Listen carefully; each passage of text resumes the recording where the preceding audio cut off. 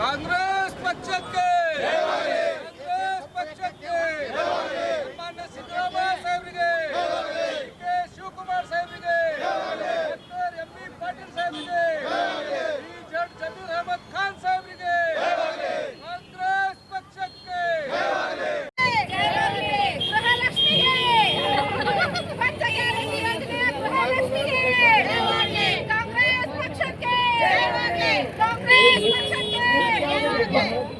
ಇವತ್ತು ನಮ್ಮ ಬಾಗಲಕೋಟ್ ಮತ್ತು ದಾವಣಗೆರೆ ಬೈ ಎಲೆಕ್ಷನ್ದೊಳಗೆ ನಾವು ಎರಡಕ್ಕೆರಡು ಗೆಲ್ಲೀವಿ ಒಂದರೆ ಬಾಗಲಕೋಟ್ದು ಗೆಲ್ಲೀವಿ, ಇನ್ನೂ ಒಂದು ಲೀಡ್ ಅದ, ಅದನ್ನು ಗೆಲ್ತೀವಿ. ಯಾಕಂದ್ರೆ ನಮ್ಮ ಮುಖ್ಯಮಂತ್ರಿ ಸಿದ್ದರಾಮಯ್ಯ ಸಾಹೇಬರು, ಉಪಮುಖ್ಯಮಂತ್ರಿ ಡಿ ಕೆ ಶಿವಕುಮಾರ್ ಸಾಹೇಬರು, ಎಂ ಬಿ ಪಾಟೀಲ್ ಸಾಹೇಬರು ಏನಿದು 5 ಗ್ಯಾರಂಟಿ ಕೊಟ್ಟಾರೆ. ಈ ಗ್ಯಾರಂಟಿ ಸಲುವಾಗಿ ಎಲ್ಲ ಇದು ನಮ್ಮ ಕಾಂಗ್ರೆಸ್ದು ಗೆಲುವು ಜನತೆದು ಗೆಲುವದ. ಯಾಕಂದ್ರೆ ಅವ್ರಿಗೆ ನಾವು 5 ಗ್ಯಾರಂಟಿ ಕೊಟ್ಟು ಬಸ್ ಫ್ರೀ ಕೊಟ್ಟಿವಿ, ಕರೆಂಟ್ ಫ್ರೀ ಕೊಟ್ಟಿವಿ, ಎಲ್ಲ ಯೋಜನೆ ಕೊಡ್ಲಿಕ್ಕತ್ತೀವಿ, ಅಕ್ಕಿ ಕೊಡ್ಲಿಕ್ಕತ್ತೀವಿ, ಎಲ್ಲ ಮಾಡ್ಲಿಕ್ಕತ್ತೀವಿ. ಯಾಕಂದ್ರೆ 2,000 ರೂಪಾಯಿ ಕೊಡ್ಲಿಕ್ಕತ್ತೀವಿ, ಜನತೆಗೆ ಅನುಕೂಲ ಮಾಡ್ಲಿಕ್ಕತ್ತೀವಿ. BJP ಅವ್ರಂಗ ಸುಳ್ಳು ಹೇಳಿಕತ್ತಿಲ್ಲ. ನಾವು 10,000 ಕೊಡ್ತೀನಿ ಅಂತ 1 ತಿಂಗಳು ಕೊಟ್ಟು ಸುಳ್ಳು ಹೇಳಿದ್ರು, ಕೊಟ್ಟಿಲ್ಲ. ಮತ್ತು 3,000 ಕೊಡ್ತೀನಿ ಅಂತಾರೆ. ಮತ್ತು ನೀವು ಯಾಕೆ ಕೊಡ್ತೀರಾ ಅಂತ ಹೇಳ್ತಿದ್ರಿ, ನೀವು ಯಾಕೆ ಕೊಡ್ಲಿಕ್ಕತ್ತೀರಿ? BJP ಅವರು ನಮ್ಮ ಕಾಂಗ್ರೆಸ್ ಪಾರ್ಟಿಗೆ ನಮ್ಮ ಜನತೆಯವ್ರದ್ದು ಎಲ್ಲ ಆಶೀರ್ವಾದ ಅದ. ಹಿಂಗೆ ಮುಂದೆ ಕರ್ನಾಟಕ ಕರ್ನಾಟಕದೊಳಗೆ ಕಾಂಗ್ರೆಸ್ ಬರ್ತೈತಿ. ಬಾಗಲಕೋಟದಲ್ಲಿ ಗಲಭೆ ಆಯ್ತು, ಯತ್ನಾಳಲ್ಲೇ ಹೋಗಿತ್ತು, ಪ್ರಚಾರ ಅವರು ಮಾಡಿದ್ರು, ನಮ್ಮ ಬಿಜೆಪಿನೇ ಬರ್ತೈತಿ. ಇಲ್ಲಿ ಅವ್ರು ಹೋಗಾನೇ ಅಲ್ಲಿ ಕಾಂಗ್ರೆಸ್ ಬಂದೈತಿ, ಅಲ್ಲಿ ಅವ್ರು ಹೋಗ್ತಾರೆ, ಅಲ್ಲಿ ಕಾಂಗ್ರೆಸ್ ಬರ್ತೈತಿ. ಯಾರು ಬಿಜೆಪಿಗೆ ಸೋಲ್ಸುತ್ತಿದ್ರ ಅವ್ರು ಕಳಿಸ್ರಿ, ಅಲ್ಲಿ ಕಾಂಗ್ರೆಸ್ ಬರ್ತೈತಿ. ಆದ್ರೆ ಕಾಂಗ್ರೆಸ್ ಅವರು ಯತ್ನಾಳಿಂದ ಬೆನಿಫಿಟ್ ಅದೇ, ಕಾಂಗ್ರೆಸ್ಗೆ ಯತ್ನಾಳಿಂದ ಬೆನಿಫಿಟ್ ಅದ. ಇದು ನಮ್ಮ ಕಾಂಗ್ರೆಸ್ ಪಾರ್ಟಿ ಅದ, ಇದು ಎಲ್ಲ ಕಾಟ್ ತಗೊಂಡು ಹೋಗೋದು ಪಾರ್ಟಿ ಅದ. ಯತ್ನಾಳಿಂದ ನಮ್ಮ ಫೈದೆ ಇಲ್ಲ. ನಮ್ಗೆ ನಮ್ಮ ಕಾಂಗ್ರೆಸ್ ಪಾರ್ಟಿಗೆ ಲೀಡರ್ ಇಲ್ಲ. ಅವ್ರ ಪಾರ್ಟಿ ಅವ್ರ ಪಾರ್ಟಿಲಿಂದ ಹೊರಗೆ ಹಾಕ್ಯಾರ. ಅವ್ರಿಗೆ ಸುಮ್ಮನೆ BJP ಪ್ರಚಾರ ಮಾಡ್ತಾರೆ. ಯಾರ್ಯಾರ ಪಾರ್ಟಿಲಿಂದ ಹೊರಗೆ ಹಾಕಿತ್ತವ್ರಿಗೆ ಪ್ರಚಾರ ಮಾಡ್ಲಾಕ ಕರೀತಾರೇನ? ಪಾರ್ಟಿ ಆಗಿದ್ರೆ ಪಾರ್ಟಿದ್ ಮಾತಾಡಬೇಕು, ಪಾರ್ಟಿಯಾಗೆ ಇಲ್ಲ. ಅವರು ನುಗ್ಸಾರ ಹೊರಗೆ ಒದ್ದೆ ಮತ್ತು BJPದ ಏನು ಮಾತಾಡ್ತಾರ ಅವ್ರಿಗೆ ಹಾಕದ BJPಗೆ ಮಾತಾಡೋದು. ಮುಂಜಾನೆ ಎತ್ಕುಳೆ ಯಡಿಯೂರಪ್ಪಗ ಅವ್ರ ಮಗಗೆ ಬೈತಾರ ಅಧ್ಯಕ್ಷಗೆ, ಮತ್ತು ನಾ BJP ಇವ್ರು ಇದ್ರೆ ಹೊರಗೆ ಆಗಿ ಹೋಗ್ತಾರೆ. ನಮ್ಮ ಕಾಂಗ್ರೆಸ್ ಪಾರ್ಟಿ ಅದ, ನಮ್ಮ ಜನತೆದ ಆಶೀರ್ವಾದದಿಂದ ನಾವು ಹೊರಸ್ ಬಂದೀವಿ. ಪ್ರಚಾರ ಮಾಡಿ ನಾವು ಇಷ್ಟು ಮತದಿಂದ ಬರ್ತೀವಿ, ಹಿಂದುತ್ವ ಅಜೆಂಡಾ ಈಗ ಬಿದ್ರೇನಿಲ್ಲ. ಅವರು BJPಗೂ ತಗೊಂಡು ಬಿದ್ದಾರ. ಅವರು आज की जीत आम आदमी की जीत है, कांग्रेस के किए गए वादों की जीत है, कांग्रेस के किए गए काम की जीत है, कांग्रेस ने जो विकास किया था उसकी जीत है, कांग्रेस ने जो 5 गारंटी को लागू किया था उसकी जीत है। आज हमारी जनता ने ये साबित कर दिया कि जो व्यक्ति काम करता है जनता उसी को वोट देती है। तो ये आज हमारे जनता की जीत है। आपने देखा होगा पिछले बाई इलेक्शन में भी 3 बाई इलेक्शन हुए, उसमें भी हमारी कांग्रेस पूरी लीड के साथ जीत हासिल कर चुकी है।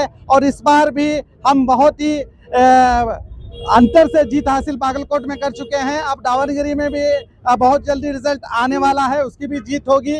तो ये जीत आम जनता की जीत है, मैं समझता हूँ। और आप तमाम को कहूँगा कि जो विकास के राह पर चलता है जनता उसी को चुनती है।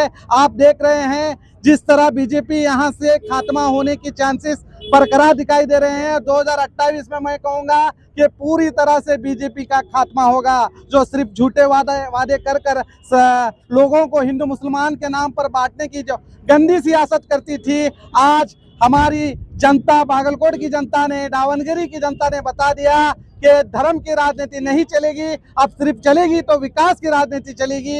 इसलिए हम खास आज के मौके पर जनता का शुक्र अदा करते हैं। ये जीत सिर्फ कांग्रेस की नहीं, ये हम सभी कर्नाटक वालों की जीत है। और ये जीत सिद्धरामैया जी की जीत है, DK शिवकुमार जी की जीत है, हमारे जमीर अहमद साहब की जीत है, तमाम कांग्रेस के लीडर MB पाटिल जी की जीत है, हम सब की जीत है। आज इसी जीत के लिए हम बीजापुर के गांधी चौक सर्कल में पहुंचकर हम खुशी मना रहे हैं। सर बीजेपी की हार है बता रहे हैं, लेकिन बीजेपी की तरफ से बीजापुर का शासक ने वहां पर जाकर प्रचार किया था, उस पर आप क्या कहेंगे? भी आप सीधा आप देखिए, बीजेपी की हार है, मतलब ये जो शासक आप बात कर रहे हो, पहली बात वो बीजेपी का शासक नहीं है, वो उच्चाटित यानी कि लात मारकर हकाल दिया हुआ शासक है। और जिसको लात मारकर हकाल दिया है उसके बारे में बात करना भी मैं समझता बेवकूफी है।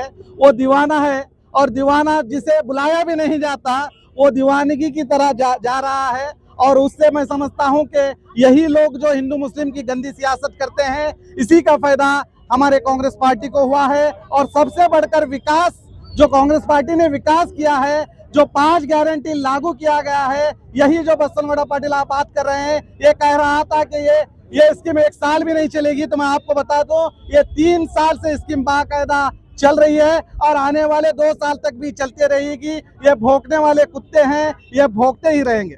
सर ये जो बीजेपी का जो कैंडिडेट है वो मेरा कैंडिडेट है बोल के ऐसे वो बताते रहते हैं, उस पर आपका क्या अभिप्राय? मैं वही बोला ना, पागल जो होता है, देखो पागल की बात को हमें गलत भी नहीं समझना और वो सही भी नहीं होती। वो दीवाना रहता है, वो जो जबान में आता है वो बोल देता है। वो पूरी तरह से दीवाना हो गया है, क्योंकि जब बच्चे को घर से आप बाहर ढकल देते हैं, घर से निकाल देते हैं, तो बच्चा दीवाना हो जाता है, कहाँ जाऊं कहाँ पता नहीं। तो इस तरह ये पागल हो गया है, ये समझता है कि बीजेपी के जितने भी शासक हैं ये इसके हैं, जबकि इसे ही बीजेपी में से लात मारकर हकाल दिया गया। कांग्रेस की जीत को लेकर आप एमएलए बसनगौड़ा पाटिल को क्या कहना चाहेंगे? नहीं, उसको देखो, उसका कौन सा भी योगदान नहीं है।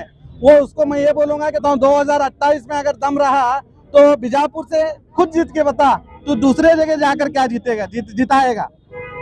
ನಡೆದಿರುವಂತಹ 2 ವಿಧಾನಸಭೆಯ ಉಪಚುನಾವಣೆಗಳಲ್ಲಿ ಕಾಂಗ್ರೆಸ್ ಪಕ್ಷ ಭರ್ಜರಿಯಾಗಿ ಜಯಬೇರಿ ಬಾರಿಸಿದ್ದು, ಅದರಲ್ಲಿ ವಿಶೇಷವಾಗಿ ಬಾಗಲಕೋಟೆಯಲ್ಲಿ ಹೈಂದವ ವರ್ಗ ಮತ್ತು ಇಡೀ ಸಮಸ್ತ ಬಾಗಲಕೋಟೆ ಮತಕ್ಷೇತ್ರದ ಎಲ್ಲ ಮತದಾರ ಪ್ರಭುಗಳು ಕಾಂಗ್ರೆಸ್ ಪಕ್ಷಕ್ಕೆ ಆಶೀರ್ವಾದ ಮಾಡಿ ಸುಮಾರು 22,867 ಮತಗಳ ಅಂತರದಿಂದ ಜಯಬೇರಿ ಬಾರಿಸಿ ಅಲ್ಲಿ ಬಿಜೆಪಿಯವರಿಗೆ ಒಂದು ತಕ್ಕ ಉತ್ತರವನ್ನು ನೀಡಲಾಗಿದೆ. ಕಾಂಗ್ರೆಸ್ ಪಕ್ಷ ಏನು ನಮ್ಮ ಕರ್ನಾಟಕದಲ್ಲಿ 5 ಗ್ಯಾರಂಟಿ ಯೋಜನೆಗಳನ್ನು ಏನು ಜಾರಿ ಮಾಡಿತ್ತು ನೋಡಿದಂತೆ ನಡೆದು ಈ ಕಾಂಗ್ರೆಸ್ ಪಕ್ಷದ 5 ಗ್ಯಾರಂಟಿಗಳನ್ನು ಜಾರಿಯಾಗಿದ್ದಕ್ಕಾಗಿ ಅಲ್ಲಿನ ಜನ ನಾವು ಪ್ರಚಾರದಲ್ಲಿ ಇರುವಾಗ ಕಾಂಗ್ರೆಸ್ ಪಕ್ಷಕ್ಕೆ ತುಂಬಾ ಅಲ್ಲಿ ಒಲವಿತ್ತು, ನಮಗೆ 100ಕ್ಕೆ 100 ವಿಶ್ವಾಸವಿತ್ತು. ನಾವು ಸುಮಾರು ಒಂದು 25,000 ಮತಗಳ ಅಂತರದಿಂದ ಗೆಲ್ತೇವೆ ಅಂತೇಳಿ. ಆದರೂ ನಾವು 23,000 ಮತಗಳ ಅಂತರ ಹತ್ತಿರ ಬಂದು ನಾವು ಈ ಗೆಲುವನ್ನು ಸಾಧಿಸಿದ್ದೇವೆ. ಈ ನಿಟ್ಟಿನಲ್ಲಿ ನಮ್ಮ ವಿಜಯಪುರ ಮಹಾನಗರ ಪಾಲಿಕೆ ಗ್ಯಾರಂಟಿ ಸಮಿತಿ ವತಿಯಿಂದ ಹಾಗೂ ನಮ್ಮ ಎಲ್ಲ ಅಧ್ಯಕ್ಷರುಗಳ ವತಿಯಿಂದ ಮತ್ತು ಸದಸ್ಯರ ವತಿಯಿಂದ ಹಾಗೂ ಜಿಲ್ಲಾ ಕಾಂಗ್ರೆಸ್ ಸಮಿತಿಯ ಎಲ್ಲ ಸಮಸ್ತ ಪದಾಧಿಕಾರಿಗಳ ವತಿಯಿಂದ ನಾನು ಶ್ರೀ ಉಮೇಶ್ ಮೇಟಿ ಅವರಿಗೆ ಹಾರ್ದಿಕವಾಗಿ ಶುಭಾಶಯಗಳನ್ನು ಹೇಳುತ್ತೇನೆ.